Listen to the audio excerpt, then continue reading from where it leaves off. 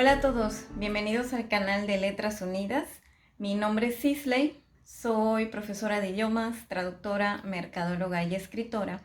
Y el día de hoy los quiero invitar a que participen en el reto de escribir un libro en 60 días, mismo que yo voy a estar haciendo también y para el que voy a ir compartiendo con ustedes el proceso. La idea de compartir este proceso con ustedes es el hecho de que juntos vayamos aprendiendo y vayamos viendo todos esos detalles que es importante tomar en cuenta a la hora de iniciar y de desarrollar y pues también obviamente finalizar una historia. Entonces, conforme vayamos avanzando, vamos a ir analizando diferentes partes del escrito, desde cómo debes hacer tu introducción, qué estrategia debes aplicar para hacer a la lectura más disfrutable, cómo ir desarrollando escenas, cómo desarrollar personajes, cómo escribir mejores diálogos, etcétera, ¿de acuerdo? La idea de este reto pues no es solo lograr la finalización de un libro, sino también compartir con ustedes todos estos elementos que se necesitan para finalizar un libro y que les pueden ser de utilidad a la hora de que ustedes decidan hacer no solo si deciden participar en el reto, sino en cualquier libro que quieran escribir en el futuro. Muchas gracias por estar aquí, bienvenidos y espero que disfruten el reto. Ok chicos, entonces empezamos con el reto. Sabemos que existimos normalmente dos tipos diferentes de escritores, ¿sí? Los escritores brújula y los escritores mapa. Para quien no tenga muy claro qué es un escritor y qué es otro, les voy a dejar un link en la descripción de un video en el que les explico con lujo de detalle qué es cada uno de estos dos tipos de escritores, ¿sí? Pero bueno, a grandes rasgos sabemos que el escritor brújula no planea antes de empezar la historia y el escritor mapa, en cambio, sí planea. Entonces, yo empecé con un poco de planeación. Yo normalmente soy una escritora bastante brújula, pero en últimos proyectos he empezado a implementar más lo que es la planeación, porque es mucho más fácil desarrollar una historia y tener claro hacia dónde nos estamos dirigiendo y por qué cuando ya tenemos una planeación previa, sobre todo cuando tomamos en cuenta ciertos elementos que son muy importantes para que nuestra historia tenga, digamos, sustancia. Uno de estos elementos importantes son los deseos de nuestros protagonistas. Aquí pues yo ya tengo un pequeño resumen de quiénes son mis protagonistas. No son todos estos, pero son como que los más importantes, ¿sí? O sea, me refiero a que no me voy a enfocar en todos, vemos que son bastantes. Normalmente si uno es escritor novato, no se recomienda hacer una historia que tenga más de 6 protagonistas a la vez, ¿sí? O más bien más de 6 puntos de vista diferentes a lo largo de la historia. En este caso, de todos estos que vemos aquí, realmente son solo como 5 los que son más relevantes bueno, los que van a tener más protagonismo y más momentos dentro de la historia. Ahora, además de definir a los protagonistas, quise definir sus deseos como muy superficiales. Obviamente van a haber algunas cosas más que pueden ser más importantes para ellos y cosas que descubran a lo largo del viaje que son más importantes para ellos. Pero de inicio, estos son como que los deseos base. Y tenemos también una serie de obstáculos que a cada uno le van a impedir lograr lo que quiere, ¿sí? Después de esto, yo empecé a hacer un pequeño resumen de lo que iba a tener en la historia. Aquí puse algunas frases que me gustaría incluir dentro de la historia, algunas frases que quisiera que algunos de los personajes digan. Y el resto pueden ver que de pronto tengo como que escenas, tengo como que algunos diálogos, pero nada muy producido, ¿no? Nada muy detallado. Esto realmente es solo una guía de lo que va a ir pasando en los primeros capítulos. Ahora chicos, el siguiente paso en el proceso pues obviamente fue empezar a escribir. Entonces, en el primer día hice la planeación que les mostré. Realmente no es una planeación completa, es una planeación solamente del inicio de la historia. Pero ya tengo más o menos una idea de hacia dónde se va a dirigir todo el relato. Mi meta es un promedio de entre 1700 y 4000 palabras diarias. ¿Por qué este número? porque si logro 1700 por día durante 30 días, eso es un aproximado de 1500, de 50,000, como en el NaNoWriMo, del que también estuve hablando en otro video. Se los voy a dejar también en la descripción de este video para que lo puedan revisar. Entonces, si durante 30 días escribo 50,000 palabras, ya podría tener un boceto burdo de lo que va a ser la historia. Una vez teniendo este boceto, ya sobre él puedo trabajar, editarlo, cambiarle cosas, agregarle tal vez descripciones, ambientación, mejorar ciertos aspectos para ya ir trabajando lo que va a ser el resultado final. Sin embargo, si logro hasta unas 4,000 palabras, entonces ya estamos hablando de unas 100,000 palabras finalmente. ¿Cuál es el número de palabras ideal para un primer trabajo, para el primer libro de una saga o incluso para el primer libro de un escritor que todavía no es conocido? 100,000 palabras puede ser un número bastante ideal.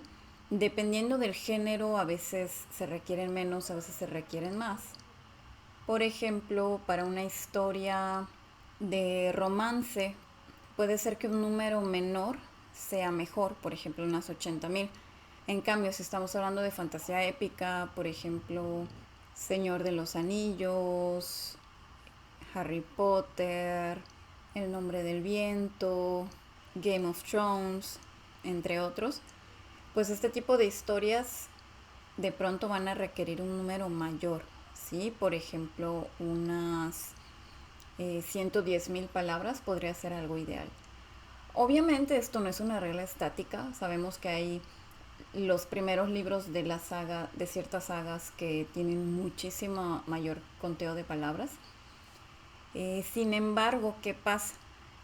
Que si uno quiere aspirar a publicar con una editorial tradicional, entonces sí es recomendable que tome este número de palabras en cuenta. ¿Por qué? Porque como un escritor nuevo, las casas editoriales muchas veces no se van a arriesgar a publicarte con un libro de 400,000 palabras. En cambio, si tú presentas un libro más concreto, un libro de 100,000 palabras, pues ya que hay una mayor oportunidad de que te permitan la entrada. Por eso estamos hablando de este conteo de palabras, alrededor de 100,000. Y por eso es más o menos a lo que estoy apuntando con esta obra. Lo ideal por día, estamos viendo que son 1700. Si ustedes ven el conteo de palabras de este documento, van a ver que en el primer día no hice las 1700, hice 1165. Pero bueno, voy a intentar irlo compensando. También hay que tomar en cuenta que en el primer día hice la planeación, entonces pues eso me quitó tiempo, ¿no? Ahora, vamos a ver cómo inicia este primer capítulo, que bueno, no está terminado, pero vamos a analizar un poquito de lo que es. Aquí al principio tenemos una frase que pues obviamente no tiene mucho sentido al verla solo así. Es una frase que va a cobrar un poco más de sentido conforme la historia avance. La puse aquí para verme aquí muy, muy poética, ¿no? Muy misteriosa, digamos. Luego empezamos con la historia. Ahora, ¿qué es ideal cuando iniciamos un primer capítulo? Cuando iniciamos las primeras oraciones y palabras de una historia. Hay muchos escritores que recomiendan que iniciemos con una línea en específico que sea muy misteriosa, que sea intrigante y que nos dé ganas de leer más. Esto no tiene que ser necesariamente así. No tenemos que iniciar con una línea súper efectiva, súper increíble, súper maravillosa, ¿de acuerdo? Así que tampoco se metan esa presión. Si pueden empezar con una línea enigmática, está bueno, no le resta nada a su historia, pero si al menos de inicio no se les ocurre una línea que ustedes piensen que es así, la máxima, la mejor línea del mundo, pues tampoco se atosiguen por eso, ¿ok? ¿Cuál es el chiste de nuestro inicio? Queremos lograr 3 cosas en este inicio. 1. Queremos establecer un tono de la historia. O sea, por ejemplo, va a ser una historia alegre, va a ser una historia con mucho diálogo, va a ser una historia con mucho movimiento, va a ser una historia con qué tipo de descripción, qué tipo de ambiente, ¿de acuerdo? Entonces, queremos empezar estableciendo esto. ¿Cuál es el ambiente de nuestra historia? ¿Es un ambiente luminoso, ligero o es un ambiente un poco más pesado? También queremos al inicio presentar a nuestro personaje principal o a uno de nuestros personajes principales. ¿Y de qué forma hacemos esto? Vamos a mostrar a nuestro personaje metido en su entorno cotidiano, ¿de acuerdo? Entonces, sea cual sea este entorno, por ejemplo, pensemos Harry Potter, su entorno cotidiano al principio son los Dursley, Katniss Everdeen, su entorno cotidiano al principio es el distrito en el que vive. Frodo y Bilbo, su entorno pues es la villita en la que viven, ¿de acuerdo?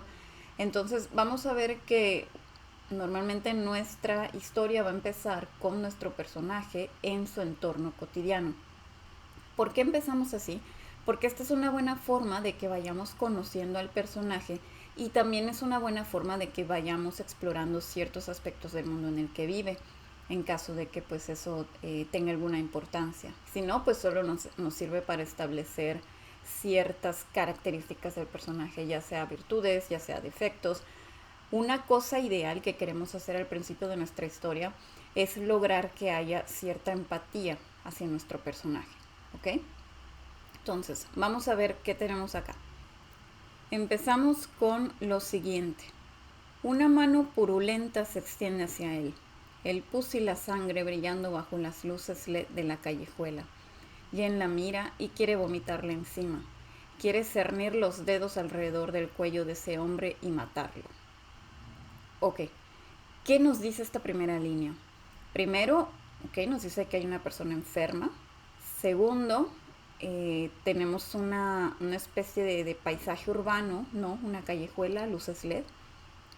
Y luego tenemos un personaje principal que vemos que es un poco amargo, ¿no? Y también un poco oscuro, en este sentido de que él ve a una persona enferma y ¿qué piensa? No piensa en ayudarle, no piensa en algo positivo, sino que piensa en que le quiere vomitar encima y que casi le quiere matar, ¿no? ¿En qué sigue? Porque su miseria le recuerda a su hermano, sus ojos ciegos, su boca que emite graznidos patéticos, sus oídos que ya no escuchan nada. Dicen que el único sentido que los trastos en estado avanzado conservan es el olfato. Al parecer, este se acentúa de tal forma que pueden oler la mayor parte de las cosas que ocurren a su alrededor, como los perros, unos pobres cadáveres cuya única noción del mundo se convierte en un remolino de perfumes y hedores. Acá empezamos a ver otro lado del personaje, de su vida, de su dilema actual, ¿de acuerdo? Vemos que hay una cuestión con un hermano. Ok, no sabemos qué pasó con este hermano. Este hermano se murió, este hermano está vivo, pero está enfermo, o este hermano se podría enfermar, ¿de acuerdo? No sabemos exactamente qué tiene este hermano. Pero ahora también sabemos que este personaje no es del todo malvado, ¿de acuerdo? Si se siente mal con respecto a los enfermos, no es únicamente porque él sea un psicópata, ¿no? Sino porque hay una carga emocional para él, que es su hermano. Entonces luego tenemos una descripción del enfermo. Acá hay un detalle importante que quiero hacer notar, sobre todo aquellos que sean escritores nuevos. Es muy común para los escritores nuevos iniciar su historia con el llamado infodump, ¿sí? O sea, con una redacción llena de información, llena de párrafos gigantes, sin diálogos, sin acción, sin movimiento, simplemente explicando cómo es el mundo actual.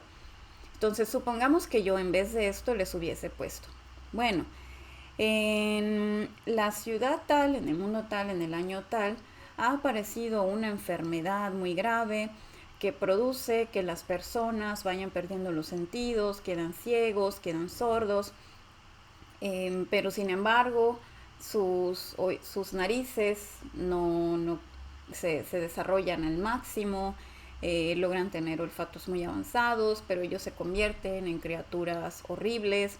Y muchos de ellos se dedican ahora a estar en las calles pidiendo limosna, etcétera, ¿no? Supongamos que yo empiezo así la historia. Si yo empiezo así la historia, Número uno, en todo ese relato mi protagonista no aparece. Entonces yo no sé quién es el protagonista. Número dos, aunque mi protagonista apareciera, si yo simplemente te voy contando su historia, no va a ser tan interesante como que yo te muestre al protagonista haciendo algo, ¿de acuerdo? Si yo te intento decir que el protagonista es muy buena persona, nada más diciéndotelo, no funciona igual que si yo te muestro al personaje haciendo algo que corrobora que es una buena persona, ¿sí? Y por otro lado, toda esa información histórica, todo ese trasfondo del pasado, del mundo, todo eso se puede incluir dentro de la historia sin necesidad de hacerlo, de hacer esa explicación previa. Esta es la habilidad que como escritores tenemos que ir desarrollando poco a poco, de poder comunicar nuestras ideas, de poder comunicar los mundos que vamos desarrollando, las historias que vamos creando, exponiéndolas por medio de diálogos, de eventos, de sucesos y no simplemente describiéndolas, ¿de acuerdo? Porque a la hora de hacer esa descripción es cuando ya el escrito se puede tornar soso, tedioso y aburrido. En cambio, si empezamos con acción, pues ya estamos poniendo al lector en contacto directo con un personaje con el que el lector puede empezar a decidir, ok, ¿me agrada o no me agrada? ¿Quiero ver qué va a pasar con él o no lo quiero? ¿Y cuál es la meta de este personaje? ¿Quiero seguirlo en su viaje para lograr su meta? ¿De acuerdo? Y pues claro, también nos permite poco a poco ir descubriendo el mundo en el que está. Y bueno, ¿qué ocurre después? Jen quiere patearlo, hacerle daño, acabar con su sufrimiento. Pero, en vez de ello, esquiva la mano y acelera el paso para alejarse lo más pronto posible de él. Hay muchos como él hoy día en la cúpula. Si nadie los mata, es solo porque las autoridades se verían obligadas a arrestarlos, aunque estuviesen de acuerdo con el asesinato. Después de todo, uno ya no sabe siquiera si a los trastos se los puede llamar gente. Sus cerebros están tan hinchados como sus ojos y sus labios. Son masas apestosas de carne y huesos que suplican en las calles por recibir un bocado. Dan mucho asco y mucho miedo, porque cada vez que Jen ve a uno de ellos deshaciéndose en algún rincón, su mente dibuja sobre esa carne podrida al rostro de su hermano y quiere llorar. Aquí, de nuevo, seguimos viendo más o menos qué es la enfermedad. Vemos un poco del ambiente del mundo. Esto nos informa de que, ok, sabes que Jen no es el único que se siente así con respecto a estos enfermos. Hay muchos que quisieran matarlo, pero pues las autoridades no lo permiten porque, pues sea como sea, siguen siendo gente, ¿no? Aunque ya no se sabe si se les puede llamar gente. Entonces vemos que aquí se está dando mucha información sin necesidad de hacer una descripción gigantesca de lo que está pasando en este mundo. Y nuevamente vemos que Jen tiene un motivo, sigue teniendo un motivo de peso para sentir tanto desagrado y tanto rechazo hacia la enfermedad. Y otra vez vemos que se trata de su hermano.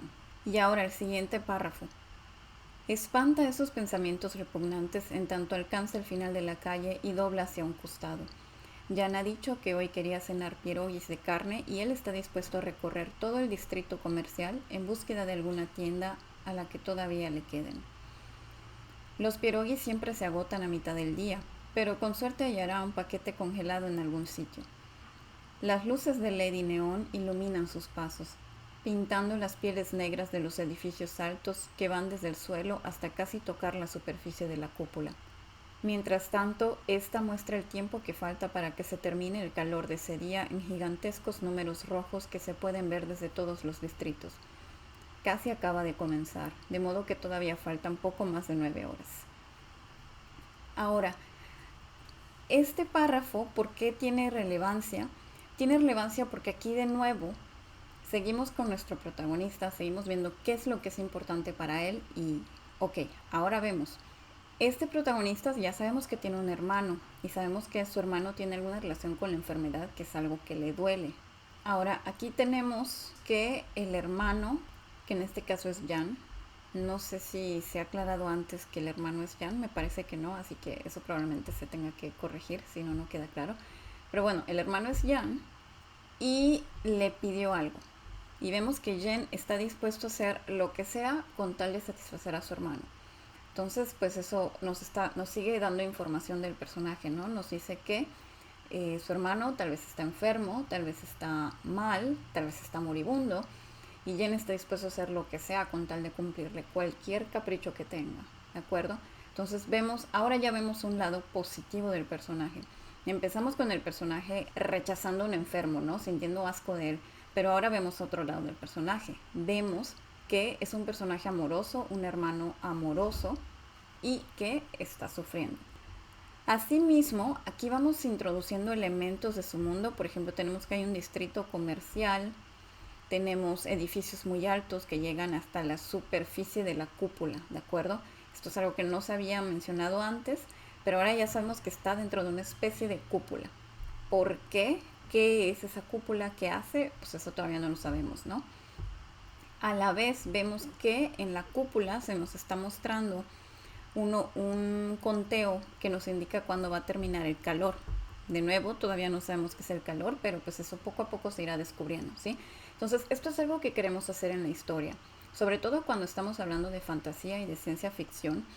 Las explicaciones del mundo las queremos ir introduciendo poquito a poquito, ¿sí? No queremos hacer una descripción gigantesca de todo lo que es, de todo lo que sucede, de todo lo que ha pasado, sino que poco a poco dentro del relato vamos poniendo pedacitos del mundo, de modo que el lector los vaya juntando, ¿sí? Como piececitas de rompecabezas, y poco a poco se vaya adaptando y adentrando a este nuevo mundo que hemos creado. Pues aquí básicamente continuamos un poquito con el relato, y aquí Yen se sube a un elevador y ahí se encuentra a otra persona, ¿sí? Entonces tenemos una muy breve descripción de ella, una muchacha menudita de cabellera rubia y piel bronceada. ¿Y esto qué nos dice? Nos dice que tal vez va a ser un personaje más o menos relevante porque la describimos, ¿no? Si no fuera un personaje relevante, pues igual y no es necesario describirla, igual y podemos hacer una cosa más general como una muchacha guapa o algo así, ¿sí? Pero en este caso tenemos como una descripción un poquito más detallada, tampoco mucho, solo tenemos que es una muchacha menudita de cabellera rubia y piel bronceada. También, ¿por qué no la queremos describir tanto? Porque aquí nuestro personaje Jen igual y no se está fijando mucho en ella, ¿sí? Igual y la miró muy rápido, vio como que las características principales y no se está interesando tanto en ella. Si se interesara más en ella, entonces tal vez ahí sí podemos describirla con mucho más detalle. Siempre queremos que todas nuestras descripciones y todo lo que estemos planteando encaje con el punto de vista que hemos elegido. En este caso, estamos desde la perspectiva de Jen, ¿sí? Pues Jen no se fija mucho en ella, se fija en un par de detalles, pero algo que él sí nota es que tiene la vista dirigida al techo. ¿Por qué? Pues porque esto es algo un poco fuera de lo común, ¿no? O sea, si alguien entra a un elevador y ve a una persona mirando hacia arriba, pues igual le va a dar curiosidad. Entonces, esto es efectivamente lo que pasa. Lo que hace por inercia que Jen se fije en el techo también al entrar. No hay absolutamente nada de interés en él, pero el metal está tan liso que Jen puede ver los reflejos de los dos en él y, sin querer, se topa con la mirada de la muchacha. Ok, aquí tenemos un par de repeticiones que habría que eliminar después. Tenemos la mirada de la muchacha, baja la mirada, pero bueno, eso es para después, ¿sí? Eso es para la hora de edición. Aquí solamente estamos en la parte de escribir la historia. Baja la mirada de inmediato, avergonzado, y luego pasa su pulsera de identificación sobre el sensor del elevador para que éste registre su piso y lo lleve hasta él. Las puertas se cierran. Jen se esfuerza por no mirar a su acompañante, hasta que ésta suelta una risita. Entonces aquí tenemos que hubo un eventito un poco extraño, ¿no? Se topó la mirada de ella en el techo, pues obviamente él le dio como vergüenza. Entonces aquí igual vemos otro aspecto de Jen, ¿no? Es un personaje un poco oscuro, un poco adolorido, también un poco tímido. No es precisamente una persona súper segura. En cambio, la personaje que estamos introduciendo, ¿qué vemos de ella? Vemos que es un poco rara y un poco inusual, ¿no? Porque, bueno, primero estaba mirando el techo. ¿Para qué estaba mirando el techo? Número 2, de la nada suelta una risita. Ahora, ella habla, Jen. Hay un motivo por el que esto está en negritas, eventualmente se irá viendo, pero sí hay un motivo para que sean negritas. Entonces, ella habla y luego dice una frase. Una frase muy extraña. ¿Cuánto tiempo ha pasado desde la última vez que nos odiamos? ¿Ok? Entonces aquí ya de entrada ya sabemos que este personaje es rarísimo. Y pues obviamente para Jen también la perspectiva es la misma, ¿no? Él voltea a verla despacio, el ceño fruncido y una ceja levantada. ¿Qué rayos acaba de decir? Los ojos de la muchacha se dirigen a él. Están ligeramente rasgados y tienen un color azul brillante y bonito, como el del cielo afuera de las cúpulas. Sus labios sonríen, pero su mirada no. Jen está tentado a clasificarla como una lunática, a ignorarla, pero algo mantiene a sus ojos pegados a los de ella. Aquí pues ya tenemos un poquito más de descripción con respecto a ella, porque como Jen ya le está prestando más atención, entonces, ok, descubrimos un par de detalles más, ¿sí? También tenemos otro detalle, azul como el del cielo fuera de las cúpulas. O sea, ahora sabemos que afuera de las cúpulas hay un cielo azul y bonito. Entonces, ¿por qué será que ellos están adentro, no? Si afuera está tan azul y bonito. Y bueno, tenemos que Jen es muy observador porque nota que sus labios sonríen, pero su mirada no. Y ahora, él se introduce en la conversación, la chica se sigue comportando de una forma extraña. Y aquí vemos que hay cierta intriga, ¿sí? Hay cierto elemento de intriga. ¿Qué dijiste? Luego, ¿y cómo me llamaste? Es decir, él no entiende por qué ella le está hablando, pero tampoco entiende por qué le llamó de esa forma, Jen Jen, que es parecido a su nombre, pero no es exactamente su nombre, ¿no? Entonces ella le responde, supongo que es verdad que solo yo me acuerdo. ¿Acordarte de qué? Bueno, no solo yo, él también, y ese es el problema. ¿De qué estás hablando? ¿Eres una loca? Eso es una exageración viniendo de ti. No te entiendo nada, yo no te conozco, creo que me estás confundiendo con alguien. No, no, Jen Jen, eres tú el que se está confundiendo a sí mismo con alguien más. Bueno, me acabo de agregar un más que no está ahí, pero... Entonces, aquí tenemos un pequeño diálogo. Otra cosa que podemos ver en el diálogo.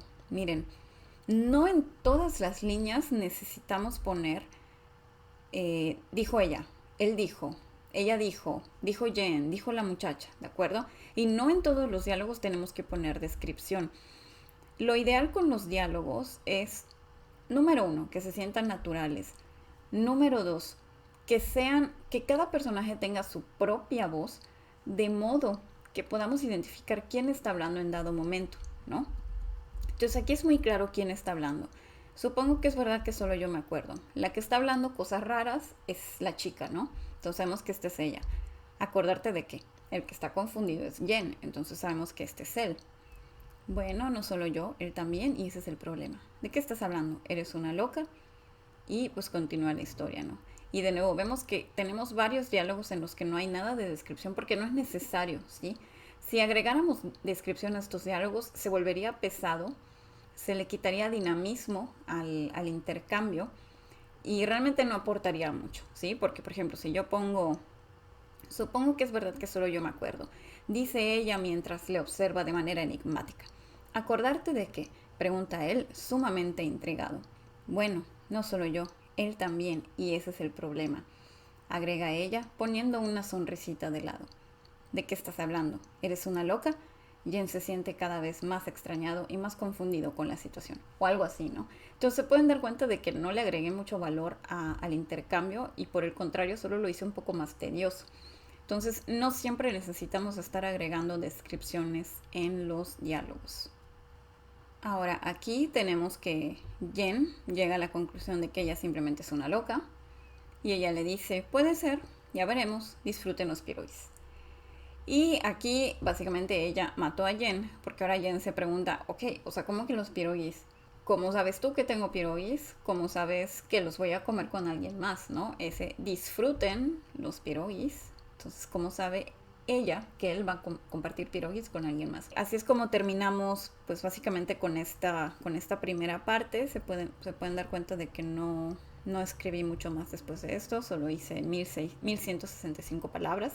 Espero en el segundo día compensar las palabras que no logré hacer el primer día. Me faltaron pues alrededor de 500, ¿no? Entonces tampoco es tanto. Si el segundo día hago unas 2500, 3000, pues ya estaría más o menos compensado a lo que estoy apuntando.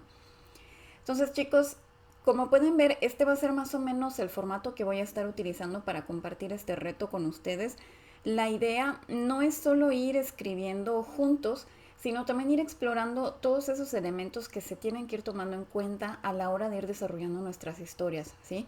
Podemos ver que no es solo cosa de escribir, sino tenemos que saber por qué estamos escribiendo, tenemos que saber qué hay detrás del relato. No estoy implicando que esta sea una ópera prima, ¿sí? La obra máxima, un gran escrito artístico, pero nos sirve como ejemplo para ir explorando todos estos detalles que ustedes, sobre todo si son escritores novatos, les puede ir ayudando a ir mejorando con su propia técnica y con su propia escritura, ¿de acuerdo? Si están interesados en aprender más sobre el proceso de escritura, sobre desarrollo de tramas, sobre cómo iniciar una historia, cómo elegir a tus personajes principales, cómo desarrollarlos, etcétera, les invito a participar en mi taller llamado De 0 a 100, en el cual se cubren todos estos temas entre varios otros, ¿sí? Les voy a dejar en descripción la página de Facebook, ahí pueden ver los comentarios de algunas personas que ya tomaron el curso antes. Y asimismo les voy a dejar un correo al que se pueden contactar en caso de que estén interesados en participar en su siguiente edición para que yo los meta en lista de espera. Espero que hayan disfrutado esto, espero que hayan aprendido, espero también que alguien se anime a participar en el reto de escribir una historia en 60 días. E incluso si no han decidido participar en el reto, pueden seguir los videos para ir aprendiendo un poco más de cómo podemos ir creando historias. ¿Ok, chicos? Muchas gracias por escuchar, muchas gracias por mirar y nos vemos en el día 2. Adiós.